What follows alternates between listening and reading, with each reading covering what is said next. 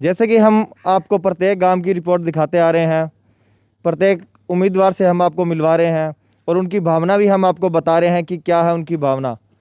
अगर सरपंच वह बनते हैं तो किस प्रकार अपने गांव का विकास करेंगे।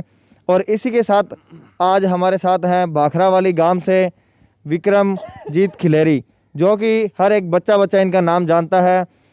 क्योंकि इनका नाम जानने का कारण यही है कि ये समय समय पर हर किसी ग्रामवासी की अपने ही गांव को छोड़कर अन्य गांवों से भी ये जुड़े हुए हैं। क्योंकि हर एक जो भी छोटी सी बड़ी समस्याएं हैं वो समस्या उठाते रहते हैं, बसनासी अधिकारियों के सामने हो, चाहे उसमें धरना प्रदर्शन गए या चीज लिखित में कोई बात करनी हो, अधिकारियों से करनी हो या नेताओं से करनी हो, बिल्कुल खुल के ये बात करते हैं। तो इसी के साथ हम आपका ज़्यादा वक्त खराब नहीं करेंगे और विक्रम जी से हम मिलवाएंगे आपको। नमस्कार जी। स्वागत है हमारे चैनल पे। नमस्कार जी, आपका भी स्वागत है। तो विक्रम सर, अभी आपका ये चुनाव लड़ने का मन है, सरपंच का चुनाव लड़ रहे हैं, ये मन आपने किस तरह से बनाया? क्योंकि आप तो एक अच्छे वक्ता भी हैं, समाज सेवी भी हैं, सब कुछ है। देखिए, मन इसलिए बना है कि जब लोगों के अंदर हमने काम किया है, हनुमानगढ़ क्षेत्र के अंदर हमने पूरे ज़िले के अंदर हमने काम किया है, चाहे वो संगरिया तहसील की बात हो, टिब्बी तहसील की बात हो, नौर की बात हो, पूरे हनुमानगढ़ क्षेत्र में हमने काम किया, लोगों के लिए काम किया है। तो जब मैंने इतना लोगों के लिए काम किया तो ये चुनाव जब नज़दीक आए तो लोगों ने कहा, मैंने क्योंकि मेरे गांव के अंदर ही मैंने बहुत सारे काम किए, आगे मैं आपको बताऊंगा।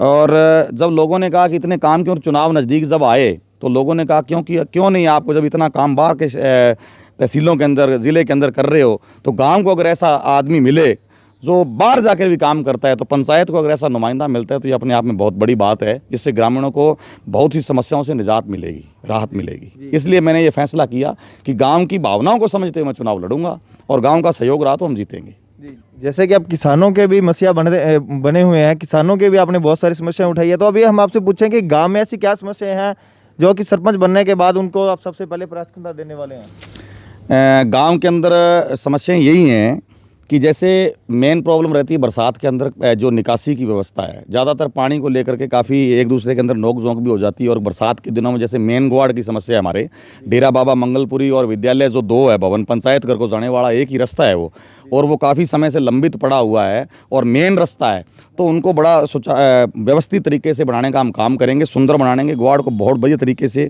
एक चौक बनाने का काम करेंगे और सारी गलियों को पक्का करके बड़ा नाला दे करके, ताकि गलियां तो बनती हैं, आपने देखा होगा कि चौके लगे हुए हैं, प्रत्येक गली नहीं बनती है, टोटे वाइज गलियां बनती हैं, लेकिन वो गली का पानी आकर के उस चौक के अंदर इकट्ठा हो जाता है। हम चाहते हैं कि पहले सर, आपका कहने का मतलब कि निकासी प्रॉपर ना होने की वजह से, पानी की एक ही तरफ सही निकासी ना होने की वजह से मतलब व्यवस्था फिर से बिगड़ जाती है। बिल्कुल जी, गलियां बनती हैं, सरकार का पैसा भी लगता है, लेकिन समुचित निकासी की व्यवस्था नहीं होने की वजह से। आप क्या करने वाले हैं पानी की निकासी प्रॉपर, इसके लिए क्या आपका रहेगा? मेरा ये रहेगा कि इसकी प्रॉपर तरीके से एक तरफ इसकी निकासी हो, चाहे उसको डिग्गी के अंदर डिग्गी बना करके उसका पहले मेन नाला लिया जाएगा, मेन नाले के मार्फत जो है गांव की जो एक ग्वाड़ है या हम चौरस्ता कह सकते हैं, तिरस्ता कह रखे हैं, वहाँ गाँव की नालियों को वहाँ जोड़ा जाएगा और चैम्बर का एक चैम्बर बना करके उसके अंदर पानी जाएगा, फिर नाले से होता हुआ डिग्गी के अंदर आगे सप्लाई किया जाएगा। जैसे बरसात के अंदर जाना ज़्यादा पानी आता है तो उसके लिए दोनों साइडों के अंदर, गांव की दोनों साइडों के अंदर, जैसे नीचे धरती के अंदर कुओं जैसे लगे हुए हैं, पहले भी एक दो, वो बंद हो जाते हैं, कई बार कम है, इसलिए उन कुओं को भी खुदवाया जाएगा दोनों साइड में, ताकि जो ज़्यादा पानी है वो एकदम बरसात जब आती है तो गलियों के अंदर इकट्ठा ना हो, लोगों के घरों के अंदर नहीं जाए। आपका शिक्षा पर क्या कुछ रहेगा? क्योंकि आपने भी अच्छी आपने है हर चीज़ में पकड़ आपकी, तो शिक्षा पे आपका क्या कुछ है कहना? शिक्षा के अंदर यही है जी, हमारे दो स्कूल हैं, एक तो बड़ा स्कूल है, एक छोटा बालिका स्कूल है, और वहाँ प्राइमरी स्कूल, वहाँ भी टोलनगर के अंदर भी एक स्कूल है। तो स्कूलों के अंदर हमारा ये रहेगा कि समय समय पर जो भी टीचर साहबान हैं उनकी हम देख रेख करेंगे कि कौन पढ़ाता है, नहीं पढ़ाता है, कौन यहाँ पर अगर किसी अध्यापक की कोई मतलब नहीं है किसी क्लास को सब्जेक्ट का, तो उसको लाने का हम प्रयास करेंगे, समय समय पर बच्चों की संभाल करेंगे। और जो युवा लोग हैं, खास करके मेरा ये मेरे अंदर थीम है एक मेरी, और ये मैं युवाओं से मैंने बात की है कि जो जैसे 12वीं कर जाते हैं या 10वीं कर जाते हैं या BA के बाद यहाँ से जो युवा लोग हैं वो भटक जाते हैं कि मैं क्या करूं, तो इसके लिए मेरा ये रहेगा कि बाहर से कोई ऐसे काउंसलर ला करके जो इनको मोटिवेट करें, 12वीं के बाद है, बीए के बाद है, उनके साथ विचार करें कि मेरे को क्या करना चाहिए। उनकी परसेंटेज के हिसाब से, किसी के 70 हैं, 80, 90 परसेंटेज हैं, पढ़ाई के हिसाब से उनकी एक मीटिंग अटेंड करके युवाओं के साथ, छात्र छात्राओं की, बालिकाओं की और अपने गाँव के लड़कों की, तो उन काउंसलरों के साथ उनका सामंजस्य स्थापित करके कि हम मेरे इतने परसेंट आए हैं, मैं क्या करूँ, मेरे इतने परसेंटेज है, मेरे को किस क्षेत्र में जाना चाहिए, ताकि उनको आगे जाने का रास्ता मिल सके, ताकि उनको आगे जाने का रास्ता मिल सके और 12वीं के बाद, 10वीं के बाद और बीए के बाद छात्र छात्राएं भटके नहीं। जी। तो इसमें जो कि उनका खर्च आएगा, कुछ परिवार खर्चा अपना वहन नहीं कर सकते, उनके लिए क्या कुछ रहेगा आपके बजट? बिल्कुल, ऐसा कोई गरीब परिवार है तो एक जो जैसे नौकरी पेशा के लोग हैं, जैसे हमारे गांव के अंदर युवा लोग बहुत सारे नौकरी में हैं, कोई टीचर लगा है, कोई पटवारी लगा है, कोई बैंक कर्मचारी है, तो उनके साथ में बैठ के एक मीटिंग तय करेंगे कि ऐसी कोई बच्चियां हैं, ऐसे कुछ छात्र हैं जो गरीब हैं और वाकई पढ़ने में होशियार हैं, उनके अंदर कोई काबिलियत है और वो पढ़ना चाहते हैं और आगे लगना चाहते हैं, ऐसी लगन वाले बच्चों के साथ हम बैठ के बातचीत करेंगे। अगर वो पढ़ना चाहते हैं और हमें लगता है कि वाकई ये पैसे की वजह से रह रहा है, तो उसको पैसे की वजह से रहने नहीं दिया जाएगा, उसको उनकी जो भी उनका लक्ष्य है वहाँ तक पहुँचाने का हम काम करेंगे। एक सबसे बड़ी योजना है, प्रत्येक गांव में चल रही है भारत सरकार की, कि अपनी छत हो, अपना मकान हो। प्रधानमंत्री आवासीय योजना, जो यहाँ सभी खड़े हो, आपको भी पता होगा, प्रधानमंत्री आवासीय योजना एक चल रही है। कहीं ना कहीं कोई पक्षपात कहें या सरपंचों की ढीलमूल रवैया कहें, उनका चाहे इसमें कुछ भी कहें, उसकी वजह से उन लोगों को मिल नहीं पाता। तो विक्रम जी, आपके पास अभी आप गाँव में जा रहे हैं, डोर टू डोर, ऐसे कितने परिवार आपको मिले हैं जो लोग ये कह रहे हैं कि हमें इस योजना का लाभ नहीं मिल पाया अभी तक? देखिए, ये ऐसा है, ऐसे बहुत से लोग हैं। वैसे तो जाते हैं तो सभी कहते हैं हमारे मकान आना चाहिए, हमारे शेड आना चाहिए, हमें लोन मिलना चाहिए। तो अब तो सभी सरपंच लोग कहते हैं कि आपके मकान पहला हम ही बनाएंगे।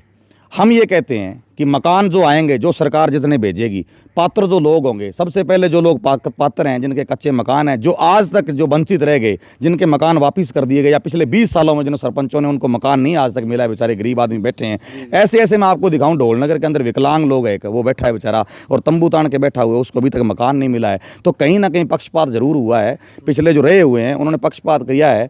लेकिन मैं ऐसा चाहता हूँ कि जो भी योजना आएगी, चाहे वो शेड की हो, चाहे वो मकान की हो, चाहे लोन देने की बात हो, सबके साथ बगैर जाति धर्म बगैर जाति और धर्म के बाद हम उनके साथ पूरा भेदभाव नहीं करेंगे किसी प्रकार का, सबको समान लाभ देने का काम तो विक्रम जी, हम कहना चाहेंगे आपको, क्योंकि आप एक गरीबों के मसीहा भी माने जाते हैं और आवाज़ भी उठाते हैं, हम भी आपको हर बार देखते हैं।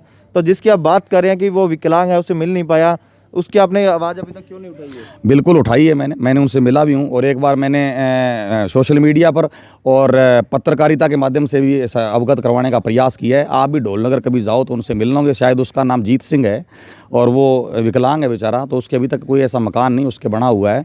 तो ऐसे बहुत से लोग हैं जो ये मांग करते हैं कि हमें अभी हमारे साथ ग्राम की यहाँ महिलाएं और कुछ पुरुष युवा सभी जुड़े हुए हैं, इनसे भी हम एक बार जान लेंगे कि इनकी क्या भावना विक्रम जी के प्रति। माता जी, हाँ जी, हाँ सत श्री अकाल जी।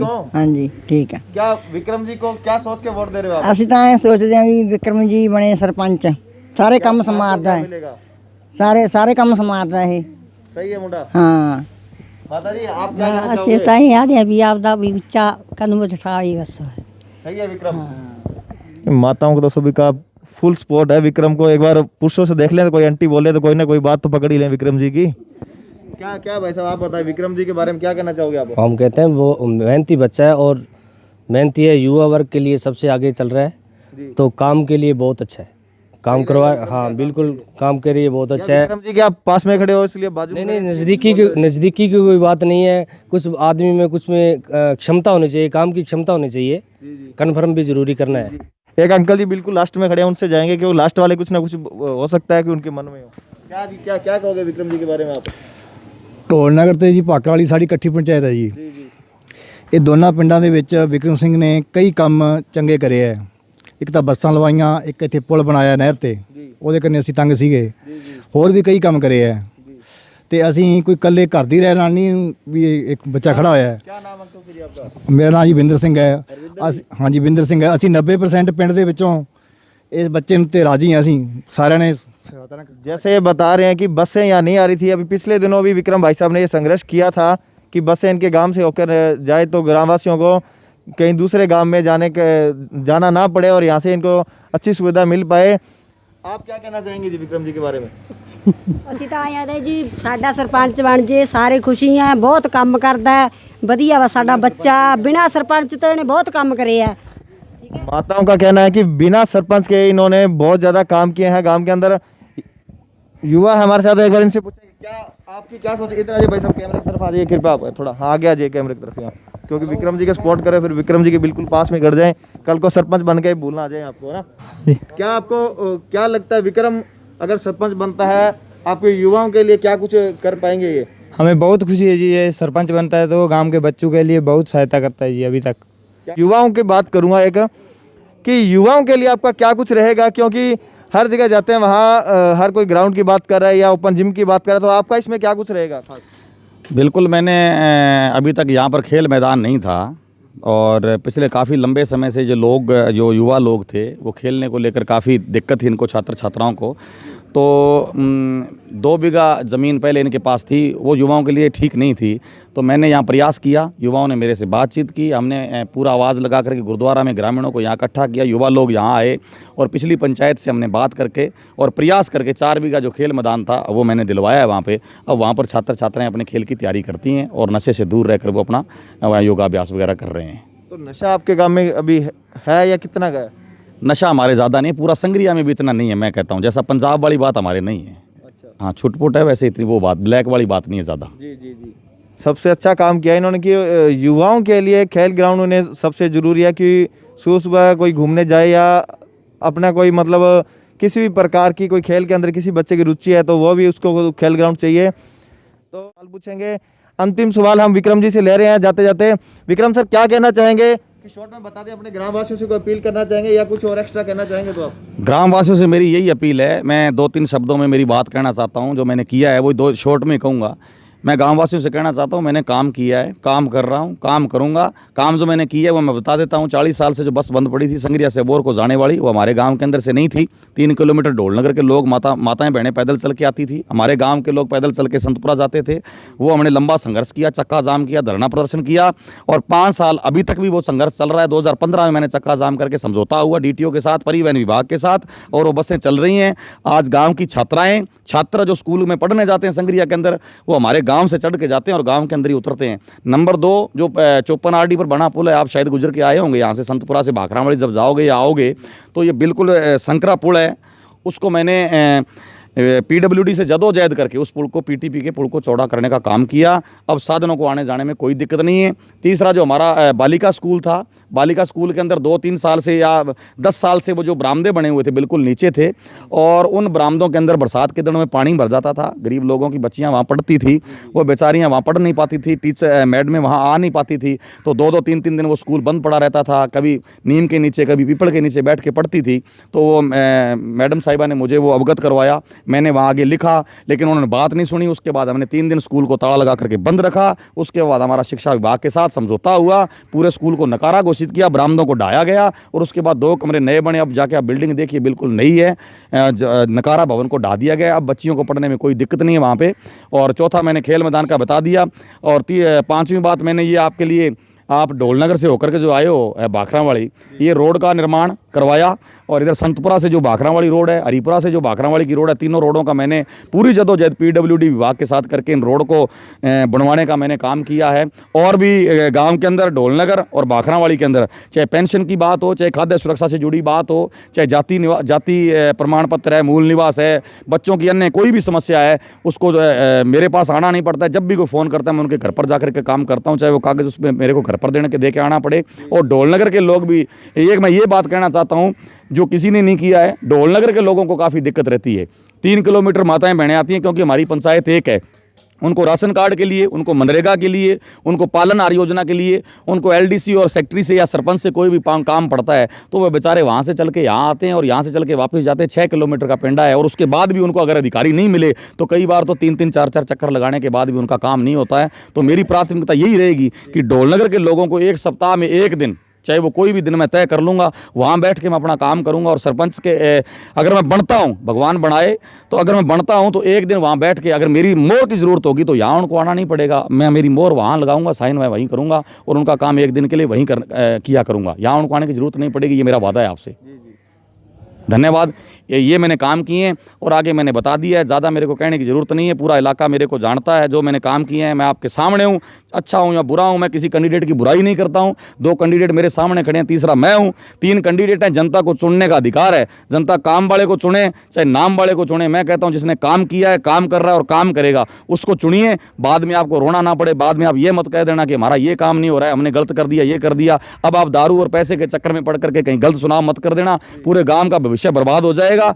आप दारू और पैसे इनसे दूर रह करके एक अच्छे व्यक्ति का चुनाव करिए। मैं नहीं कहता कि आप मेरा करिए, आप जो भी आपको अच्छा लगता है, तीनों कैंडिडेट्स के अंदर जिन्होंने काम किया और काम करेंगे, आप सिर्फ काम को चुनिए बस, ताकि आपको भविष्य में पछताना ना पड़े। इन्हीं शब्दों के साथ मैं ये कहूँगा कि भगवान हमारे साथ रहे, जनता हमारे साथ रहे। और आपका भी बहुत बहुत धन्यवाद सोनी जी और आपकी पूरी टीम का, जो आपने हमारा इंटरव्यू लिया, हमारी बात को आप मीडिया के मार्फत जो ग्रामीणों तक पहुँचाने का काम करेंगे, इलाके में पहुँचाने का काम करेंगे। हम आपका बहुत बहुत धन्यवाद करते हैं और इसी को सुन करके लोग हमें वोट देने का काम करेंगे। हम जीतेंगे, हमारी जीत निश्चित है। लोग मेरे साथ हैं, माताएं बहनें मेरे साथ है, गांव के बच्चे बुजुर्ग। सबसे बड़ी बात यह है जो विक्रम जी ने कही है अभी सभी के सामने, हमारे कैमरे पर और पूरी जनता के सामने, कि किसी भी प्रकार के लालच में अपने 5 साल का भविष्य, अपने बच्चों का भविष्य किसी दूसरों के हाथों में ना सौंपे। किसी नशे के लिए या किसी लोभ लालच में आकर अपना 5 साल का भविष्य ना सौंपे। खुश रहें, स्वस्थ रहें, मस्त रहें। नमस्कार, फिर मिलते हैं आपको अगले किसी सरपंच के साथ।